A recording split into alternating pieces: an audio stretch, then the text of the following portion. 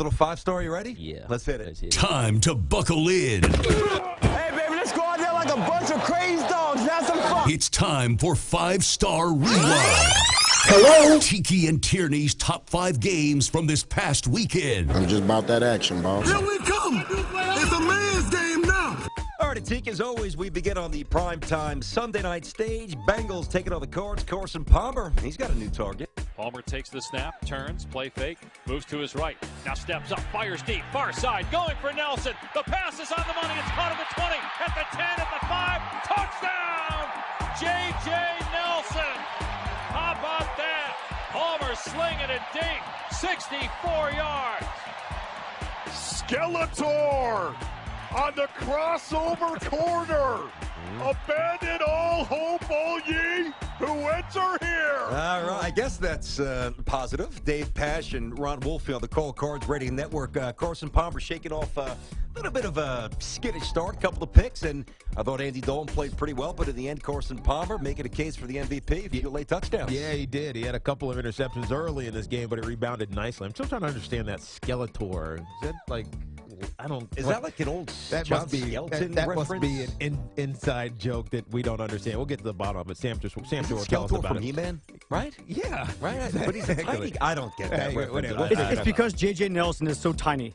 Michael Floyd was out of this game, and you know what J.J. Nelson did? He took advantage of his opportunities. You realize that 5 of the games that they played this year, 5 of the 10, he's been inactive, and it's hard to get targets when Larry Fitzgerald and Jay John and Jaron Brown are in the game. The only knock on the other side that I have for Andy Dalton was the inefficiency to A.J. Green. 12 targets, only 4 receptions. That may not have been the difference maker, but it is something to keep an eye on. That was a fun game. Cards hanging 21 in the third, and they win 34-31. Again, that's the Cardinals Radio Network on the call. The touchdown knotted things up at 14. We move on, and meanwhile, in the very competitive NFC North, it's up for grabs. And the Packers, well, telling the upstarts, not yet. Rodgers shotgun. Here's the snap.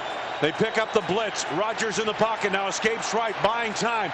Throws the right side of the end zone, and a clutch is made, and it's a touchdown. Sensational grab by James Jones. 27-yard touchdown reception in the right corner of the end zone. They beat Terrence Newman. I don't think there's anybody else in the NFL that's making that throw. That was a great throw right there. Wayne Larrifee, Teague, if I missed somebody, by all means, let us know. But Rodgers hooking up with Jones, who dropped a few passes.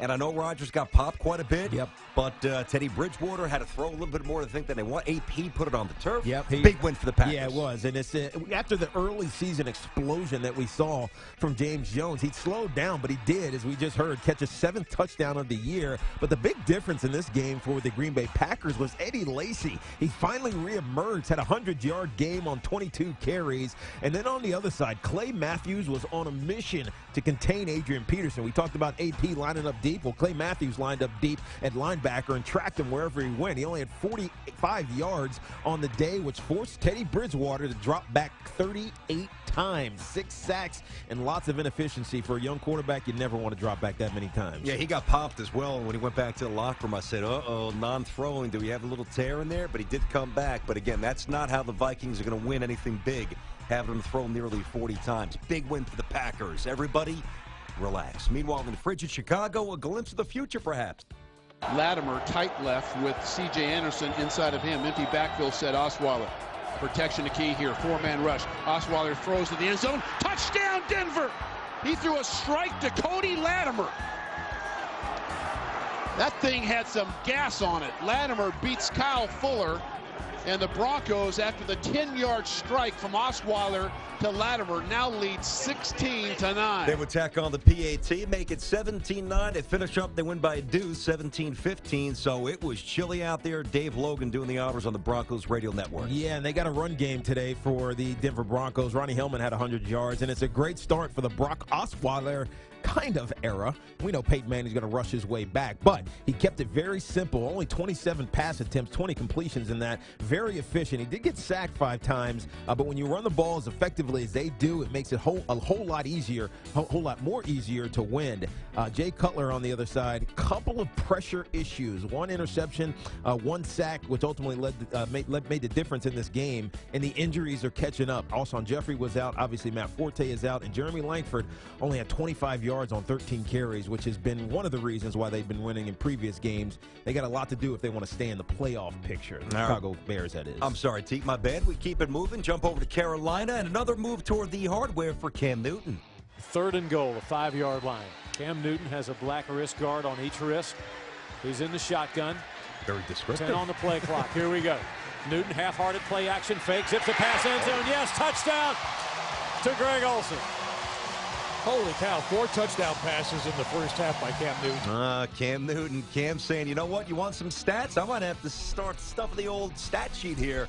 And he's making a push toward that MVP, and the Panthers just keep on rolling. Yeah. They destroy the Redskins. Yeah, they destroy the Redskins. And when you talk about statistics, you look at Cam, you say, that's not very impressive. 57% completion percentage. He's 22nd in pass efficiency in the league, 21st in QBR, whatever that stat means. But you know what it is? They say, BT, lies, damn lies, and statistics. Because with Cam, you got to pass the eye test. It doesn't hurt that on the season he has 382 yards rushing and 6 touchdowns, and he gets into the red zone and he scores touchdowns. 5 touchdowns, as we saw, all passing. On the other side, the Washington Redskins, you know how many trips into the red zone they had? How many? 0. Ooh. 5 sacks, 2 fumbles. The turnovers will crush you when you are a just barely average team, as the Redskins are. Carolina takes huge advantage. The defense had 5 sacks also. They handled business. Mike Mixon, by the way, on the Panthers radio network. And, don't forget, Kelvin Benjamin hasn't played a snap this year. What would this team look like if they actually had a young receiver who had 9 touchdowns last season? They're humming. Meanwhile, in Philly, we wrap it up. The Eagles absolutely torched by Jameis and the Bucks. From the 8-yard line, 3rd down, 3 shotgun formation, sidecar right to snap. Winston dropping, looking to his left, going to his left. Caught ball, touchdown Tampa Bay, touchdown Buccaneers, and it's Cameron Brate with his 2nd career touchdown grab. He caught 1 in Atlanta, he catches 1 today, and this Harvard grad has made 2 big catches on this scoring drive. That's how it sounded. Gene Deckerhoff doing his thing on the Bucks radio network, and that made a 35-14 final score. They weren't done. They attack on another 10 spot, 45-17, not 1, not 2, not 3, not 4. 5 touchdowns for Jameis Winston. Yes, and a pick 6 to go with it to make it 45 for the Tampa Bay Buccaneers. Mark Sanchez looked bad. He was sacked 3 times. He threw 3 interceptions. Jameis Winston, though, you know how you get a young quarterback to play excellent football and take all the pressure off of him? You have a running back, as they did in Doug Martin, who rushed 27 times for 235 yards. No touchdowns on the day, surprisingly. They have a big 5-5. At 5-5, the big matchup coming next week at the Colts. We'll see how this Tampa Bay Buccaneers team continues to grow, or if they're just not quite ready yet, but they're still in the playoff conversation, and Jameis Winston is going to be a superstar. No doubt. Storylines very fluid in the NFL. Teams that were surging early on, the Jets looked really good. Suddenly they are just regressing very quickly. The Raiders looked very viable. Suddenly they can't win games. And teams we buried, like the Texans, even the Bills, after they looked so poor in London against the Jaguars about a month or so ago. They're playing tonight against the Pats. There's teams that are rising from the ashes. The Colts went on the road, without Andrew Luck. Speaking of the Colts game, the Matty Ryan led for early on. Yeah. The Falcons were 5-0, and suddenly they don't look the same. This has been a real topsy-turvy season. It's crazy. It has been, and for Atlanta, if they don't have the balance that we've seen with Devontae Freeman running the football, then it feels like this team is always present. It feels like the teams of previous years instead of this new Dan Quinn-led philosophy. But